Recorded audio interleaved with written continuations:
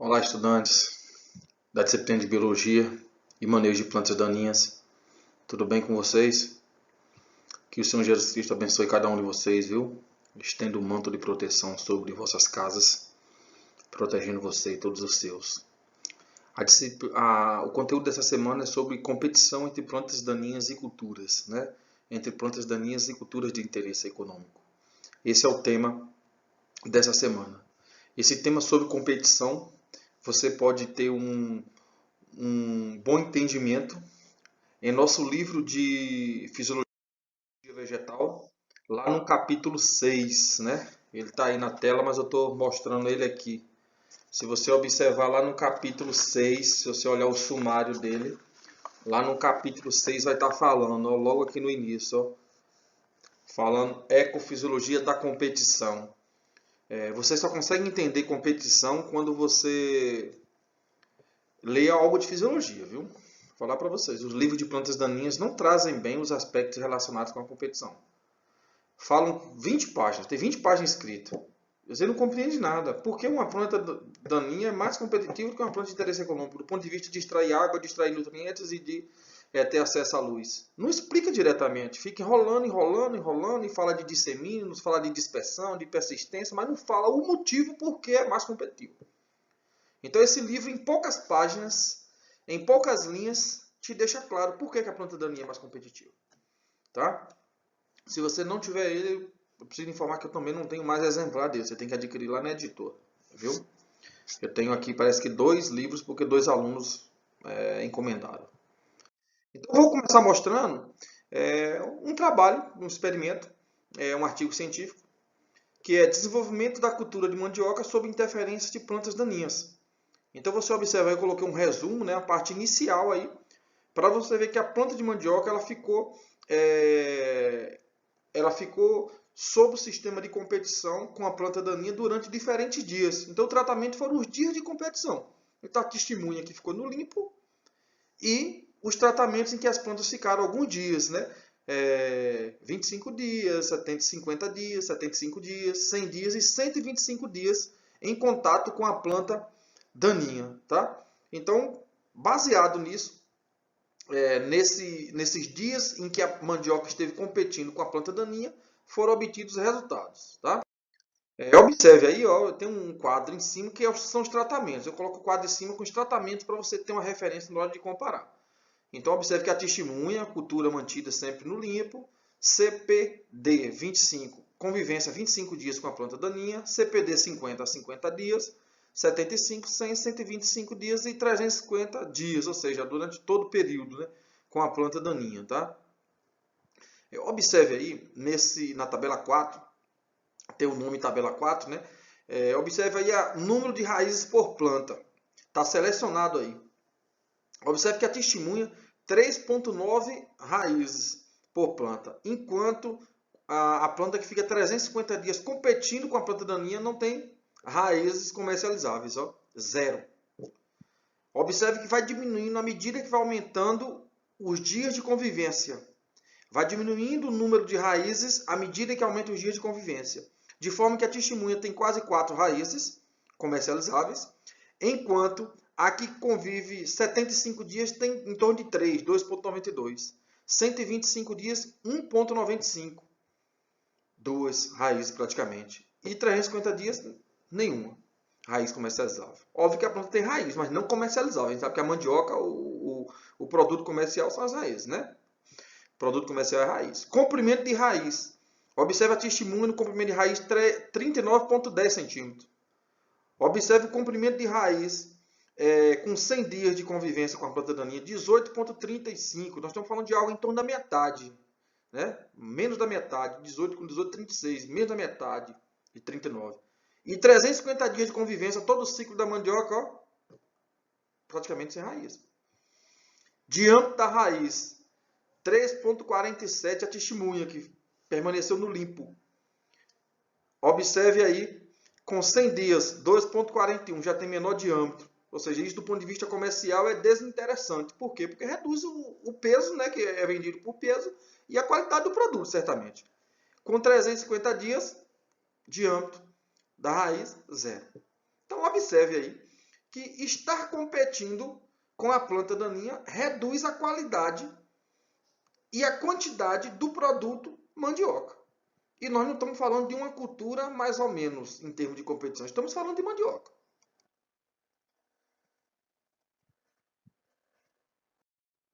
Então, com base nisso, a gente observa que a competição é a interação de indivíduos da mesma espécie ou espécies diferentes que disputam algo.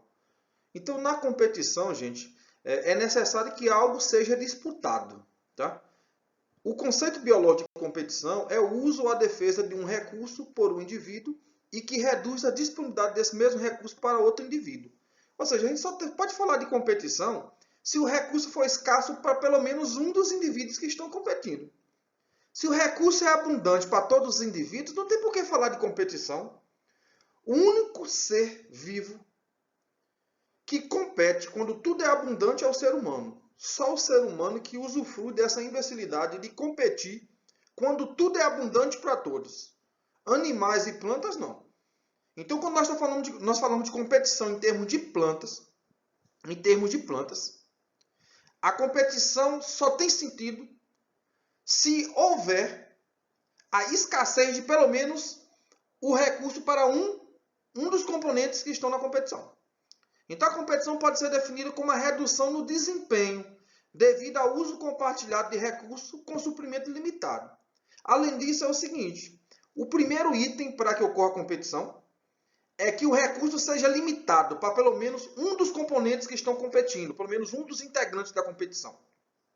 O segundo ponto é que a redução desse recurso tem que prejudicar o desempenho. Você imagina que tem duas plantas competindo. Uma planta exige muito e a outra exige menos. A que exige muito capta quase todo o recurso e sobra pouco recurso para a outra planta. Só que a outra exige menos e esse menos é suficiente. Se esse menos é suficiente, nós não podemos discutir competição nesse sentido. Por quê? Porque os recursos são disponíveis para o pleno desenvolvimento de ambas as espécies. Então é necessário que tenha competição por um recurso, ou seja, o recurso tem que ser limitado, tem que ter limitação do recurso, e essa limitação tem que reduzir o desempenho de ao menos uma das espécies. 2 pontos: recurso limitado e redução do desempenho. Plantas crescendo sem vizinhos são maiores e com mais biomassa. Isso é uma verdade, viu? Uma verdade absoluta, com as exceções raras. As plantas que crescem sem vizinhos são plantas que têm mais biomassa. Existe uma correlação entre a produção de biomassa e produção de sementes, uma correlação positiva. O que eu quero dizer com isso? As plantas que estão crescendo sem vizinhos, elas produzem mais biomassa e mais sementes. Fábio, mas me falaram que tem um sistema de consórcio que as duas produzem muito mais do que elas isoladamente. Pode ser verdade, com forte indício de ser mentira. Pode ser verdade, com forte indício de ser mentira. Se for verdade, os indícios de mentira não são confirmados. Obviamente. Mas nós não vamos falar de consórcio, vamos falar de competição planta daninha, planta de interesse econômico. De consórcio nós falamos lá em fisiologia, eu já expliquei por que não disso. Existem raras exceções em que as plantas podem não estar competindo, por estarem explorando horizontes diferentes. Tá? Mas o que eu quero dizer para você é que uma planta de interesse econômico crescendo, sem uma planta daninha ao lado, ela certamente produz mais biomassa e certamente produz mais sementes. Os principais problemas da competição. As plantas daninhas crescem rapidamente com facilidade de estabelecimento. As plantas daninhas se estabelecem muito rápido. Estabelecer rápido, a gente pensa em raiz. A planta germina e rapidamente desenvolve um sistema radicular robusto, capaz de explorar um grande volume de solo, suficiente para absorver água e nutrientes. As plantas daninhas passam a extrair os recursos do solo com maior facilidade que as culturas. As plantas daninhas possuem intrínsecas a si uma maior capacidade de extração de solução do solo. Se a gente comparar o picão preto com a soja ou com o feijoeiro, a capacidade de extrair solução do solo é pelo menos 3 vezes maior. As plantas daninhas elas foram melhoradas ao longo do tempo pelo ambiente. Persistiram as mais agressivas, permaneceram as mais persistentes. Enquanto o homem melhorou a planta de interesse econômico no sentido não da persistência, mas no sentido da produtividade. em condições adequadas. Eu costumo dizer que a gente trata a soja como um bebê. A gente trata a soja como um bebê. E qualquer adolescente ganha dela. Por que a gente trata a soja como um bebê? Ninguém planta soja quando acha que vai vir a chuva. A gente só planta soja quando tem alguns milímetros de água no solo. Geralmente, os mais eufóricos plantam com 50 milímetros, já vai lá e joga soja, a semente. Outros só jogam quando tem 80 ou 100 milímetros de chuva acumulado. A planta daninha, com menos do que isso, ela já está se estabelecendo. Então, nós botamos a soja no campo quando todas as condições são ideais. Quando todas as condições são favoráveis, porque ela foi melhorada para a produção, ela não foi melhorada no sentido de tolerar seca, não. Existe alguns melhoramentos no sentido de tolerar seca, mas o principal grau de refinamento da soja é a produtividade. Então a gente coloca ela numa circunstância totalmente adequada, é como se desse uma mamadeira para o bebê. Tudo adequado. Significa o quê? Qualquer circunstância adversa para o bebê, ele não tolera o que um adolescente tolera. Qualquer circunstância adversa para a soja, ela não tolera o que a planta daninha, que foi melhorada naturalmente para persistir no ambiente, a soja não tolera em relação à planta daninha. O rápido desenvolvimento do sistema radicular permite domínio de extração de água e nutrientes. A soja a gente coloca no momento que o solo está úmido. Ela desenvolve raiz inicialmente, mas não a raiz tão robusta, porque se tem umidade na superfície do solo, para que um sistema radicular profundo? Se a água já está sendo captada na superficialidade, a planta daninha ela desenvolve o sistema radicular profundo, independente disso. O acesso à água e nutrientes permite o desenvolvimento da parte aérea e facilita o acesso à luz. Quando a planta daninha se estabelece primeiro, ela desenvolve um sistema radicular robusto para absorver água e nutrientes. Rapidamente a parte aérea começa a crescer e ela se estabelece primeiro, tendo acesso primeiro à luz. Luz é o fator do ambiente mais importante para a produtividade agrícola. Quem tem acesso à luz primeiro e abundantemente durante o ciclo, tem mais acúmulo de biomassa. As plantas daninhas apresentam maior eficiência de uso da água e nutrientes. 8 em cada 10 plantas daninhas de interesse econômico, são C4. Aí eu não preciso explicar mais com relação à água e nutrientes. As exigências hídricas e nutricionais das plantas daninhas são semelhantes às culturas. Geralmente as plantas daninhas que competem com as culturas, elas possuem exigências semelhantes. Porque a própria evolução, a própria seleção natural levou a isso. Ela tem que ter as mesmas exigências porque você aduba para a planta de interesse econômico. Se a planta daninha tiver a mesma exigência e for agressiva, ela vai ter acesso aos nutrientes que você botou. Se a planta daninha ela é mais exigente do que a soja, você vai botar adubo para a soja e ela não vai completar o ciclo adequadamente. Então ela tem que ser exigente como a soja, com maior capacidade de absorção. E aí ela consegue ter acesso aos recursos que seriam destinados à soja.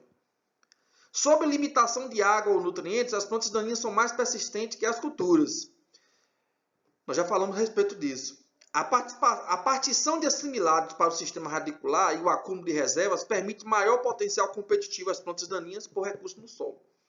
Então, nesse início, como nós falamos de estabelecimento da planta daninha e da planta de interesse econômico, a planta daninha leva vantagem no estabelecimento porque ela investe grande percentual de recurso em raiz, enquanto a planta de interesse econômico investe menos recurso em raiz.